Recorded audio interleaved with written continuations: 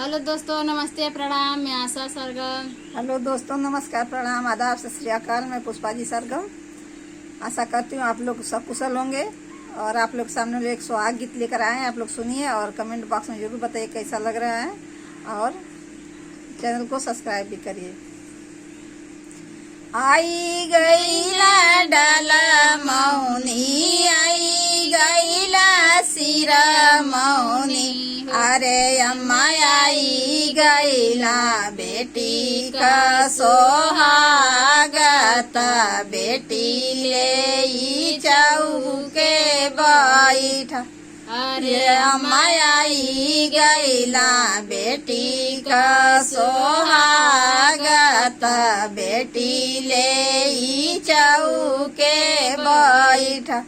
कहाँ दर डाल मौनी, कहाँ दारी सिरा मौनी, अरे अम्मा कहाँ दारी बेटी का सोहागत, बेटी ले चौके बैठा, अरे अम्मा कहाँ दारी बेटी का सोहागत, बेटी ले चौके बैठा।